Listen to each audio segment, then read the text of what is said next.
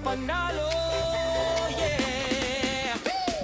mga kabreeders, eto i-flex po natin ulit ang ating mga papremyo sa card number 71. Mga kabreeders, mamayang 7:30 PM na po yan mga kabreeders, ang kupunan po ng Ginebra versus Meralco ang maglalaban. At ang mga nokis po na nakikita po ninyo ngayon ay ang ating mga papremyo. Kapag ikaw ang nanalo sa card number 71 from second quarter up to fourth quarter, ay pwede ka pong mamili mga kabreeders. Kumbaga, premyo mo, pili mo. At ayan po mga kabreeders ang mga naka-cording na pwede mong pagpilian. Kaya good luck sa lahat po ng sumali.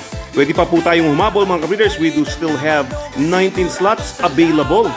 At lahat po ng papremyo dito sa Top Breeders ay free shipping na po to any point of Luzon except Bicol Region, Quezon Province, at wala po tayong shipping sa Tawid Dagat. So sa lahat po ng gustong sumali, ano pang hinihintay ninyo? Mag-PM na po kayo or just click the message button para makasali. At ang ating mga naka-standby na admins ang bahalang mag-a-assist po sa inyo sa inyong mga karagdagang katanungan. By the way mga breeders, would like to remind everyone na ang ating mga stags ay 7 months to 8 months old pa lamang po mga kabreeders. Ang mga pinapakita po nating nokis mga kabreeders sa premyo mo, pili mo na ipapapremyo po natin sa card number 71, yan po ay dumaan sa quality screening process. Kumbaga, binitaw na po natin yan at kinilatis ng mabuti.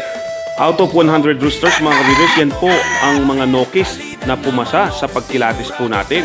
Ano-ano po ba ang mga bloodlines ng ating pinapakitang papremyo sa card number 71? Yan po ay mga super black hennies.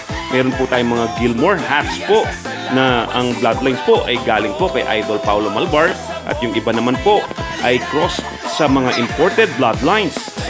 At paalala po sa lahat ng sumali mga kabreeders, ang papremyo po natin sa first quarter ay Dan Miller na trio na baby stag at 2 baby pullets na mga crosses mga kabreeders.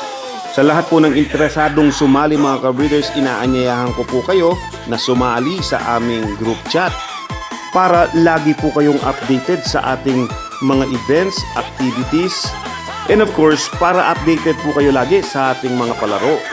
And of course mga kabreeders, huwag na rin pong kalimutan na i-click ang follow button mga kabreeders para lagi po kayong notified sa ating mga new updates.